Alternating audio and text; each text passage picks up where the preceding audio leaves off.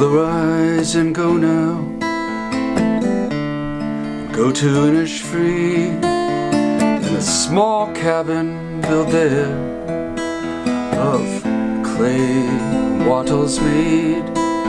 9 bean rows will I have there, and a hive for the honeybee,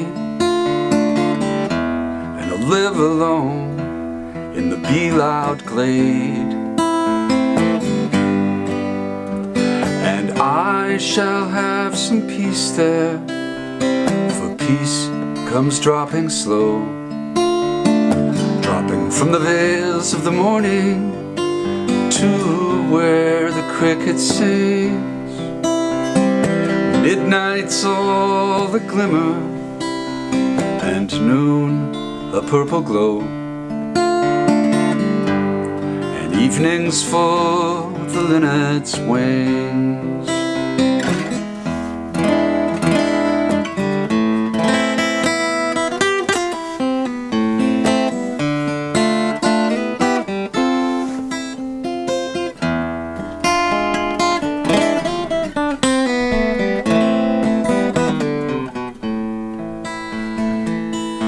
Will arise and go now, for always night and day I can hear lake water lapping with low sounds by the shore, while I stand on the roadway or on the pavement grey. I can hear it in the deep heart's core, and I shall have some peace there, for peace comes dropping slow, dropping from the veils of the morning to where the cricket sings. Midnight's all the glimmer, and noon a purple glow, evening's full of the linnet's wings, and evening's full of the linnet's wings.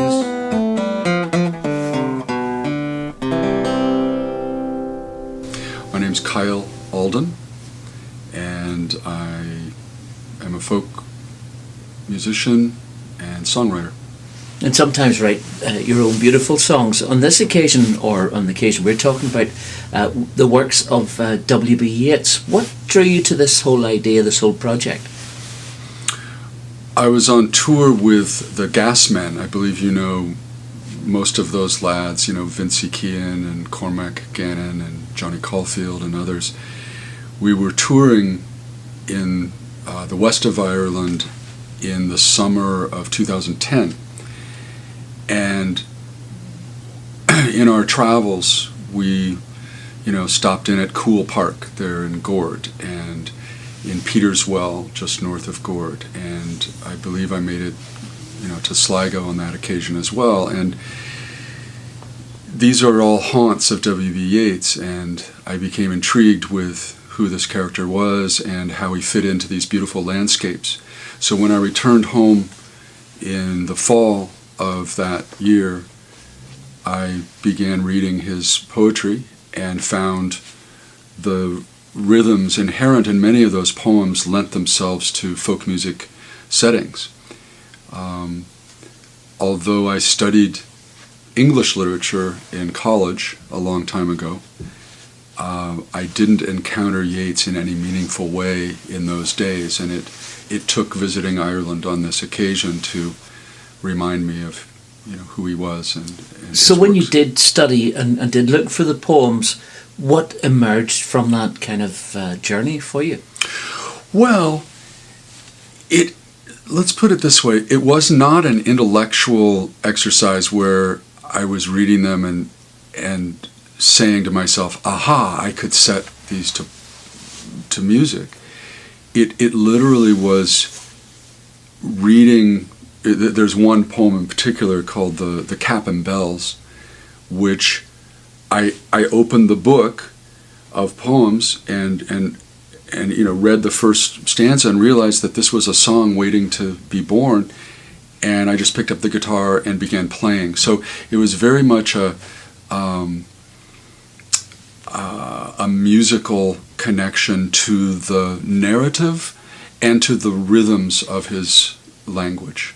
So you recognized in the poetry that there were ways that you could encompass that in a musical sense. Absolutely, and it felt as if these were songs waiting to happen as songs. I mean, clearly he had written them with poetic ideas in mind, but I found them fully realized as songs almost. You mentioned that it wasn't necessarily an intellectual journey, but did it become that in a sense, in that you were found it necessary to get into the mind of W.B. Yeats on each song, or did you just let it take care of itself?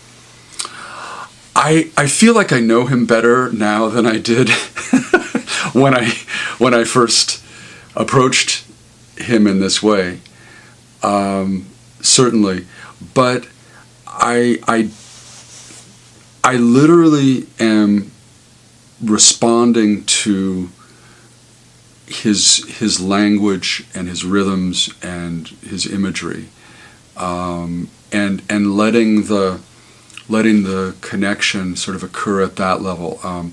As I at some point I may have more time to delve into the his history more. I mean, I've read biographies of him, and but I certainly am not a scholar of his works. I have the rough outlines of his life and his career.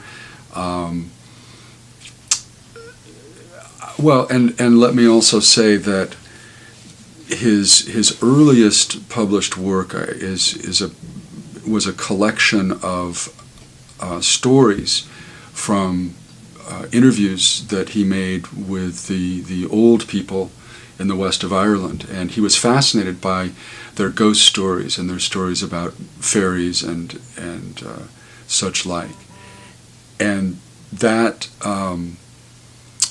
that I think is a window into sort of who he is, although he it became much more than that. I mean, he had a political life and a life in Dublin, founding the Abbey Theatre, and sort of he lived a long life and had these many chapters.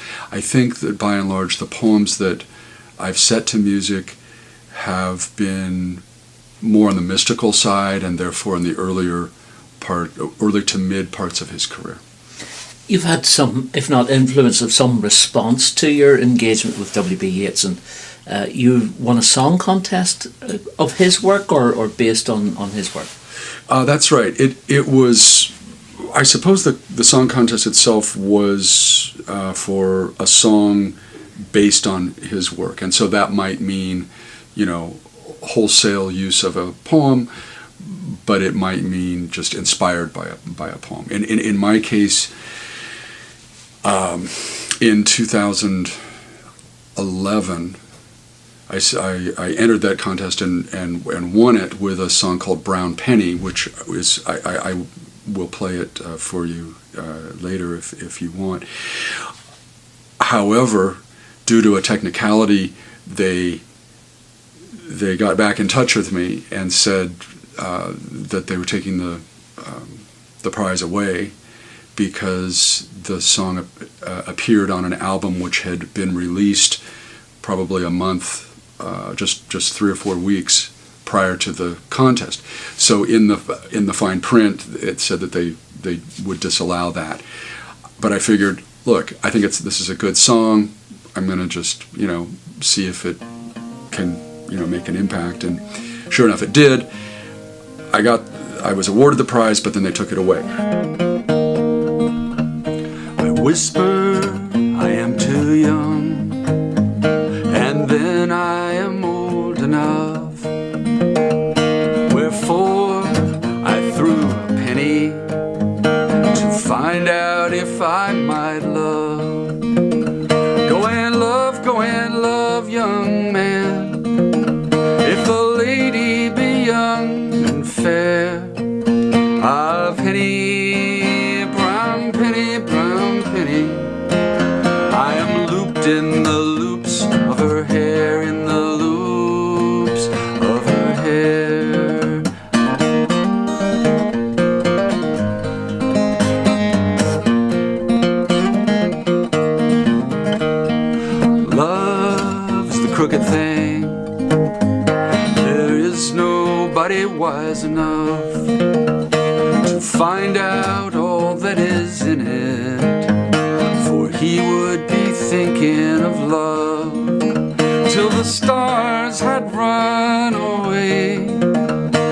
shadows eaten the moon. A penny, brown penny, brown penny. One could not begin it too soon, begin it too soon.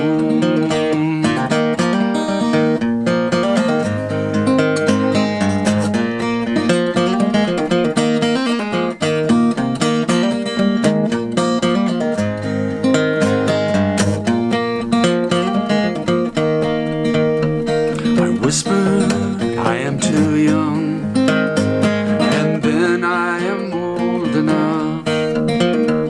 Wherefore I threw that penny to find out if I might love. Go and love, young man, if a lady be young and fair. A penny, brown penny, brown penny. In the loops of her hair, in the loops of her hair. Go and love, young man, if a lady be young and fair. A penny, brown penny, brown penny. I am looped in the loops of her hair, in the loops of her hair.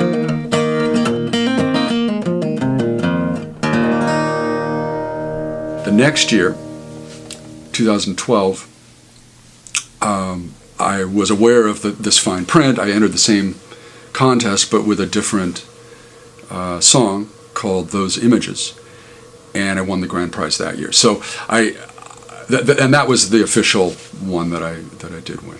So that was a real validation of the work that I've done with poetry and with his poetry, that, you know, the people that know Yeats's work very, very well. But by the way, the hosting group is based in Sligo, which was his hometown. So there was this Sligo connection to the song contest. You also got to travel quite a lot because of his songs too. Yeah, that's right. I mean, as a result of the song contest, I traveled to Sligo to perform a 20-minute concert at the Yeats Summer School, which gathers in Sligo each year with scholars from around the world. So there was for that audience, there was a scholarly bent. And that was kind of the connection there. Although I did book other gigs in Sligo and indeed in Dublin and around, but the focus for those other performances wasn't Yeats so much. But I did get to Ireland on that occasion to perform, and then in 2015, Mick Maloney, who is a performing musician as well as a scholar. He's a professor, I believe, at NYU. He contacted me and invited me to one of his events on Broadway in New York. And so in March of 2015, I joined Mick, Billy McComiskey, great box player, Athena Turgis, great fiddle player, and others in a performance of about 4 or 5 of these songs in New York. It's a collection of 13 of W.B.Yeats' poems that I set to music, and it's called Songs from Yeats' Be Loud Glade. Which is a reference to one of the very poems, or a quotation from it. Right. Well, the song that I just played there, the Lake Alvinish Free, has a line in there about the Be Loud Glade. So I used that as the sort of locus of. Is this the end of your work with W.B. Yeats and or Irish poets, or is there more in the offing, do you think? Oh, I'd say there is more in the offing, and I've continued to set other poets' works. I have a new album now called Down in the West Volume 2, which the album starts with a W.H. Auden poem, English and American poet.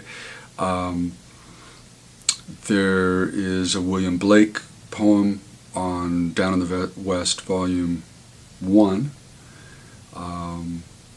And I've set, I think on that, I've set an E. Cummings poem as well. Now, on the album Down in the West, Volume 2, there are 4 more Yeats poems, one of which I would like to play for you today as well, called Those Images. Thank you on behalf of all the people who are here today for playing some Yeats for us, and take us away with that final. Okay, terrific.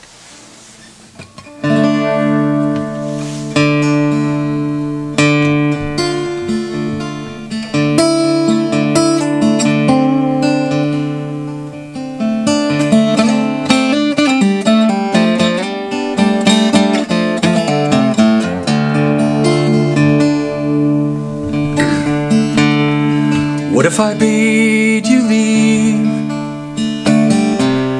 the cavern of your mind? It's better exercise in the sunlight and wind. I never bade you go to Moscow or to Rome. Renounce that drudgery and call your muses home. Call your muses home. Call your muses home. Seek those images that constitute the wild, the lion and the virgin and the harlot and the child. Find in middle air an eagle on the wing. Recognize the 5 that make the muses sing.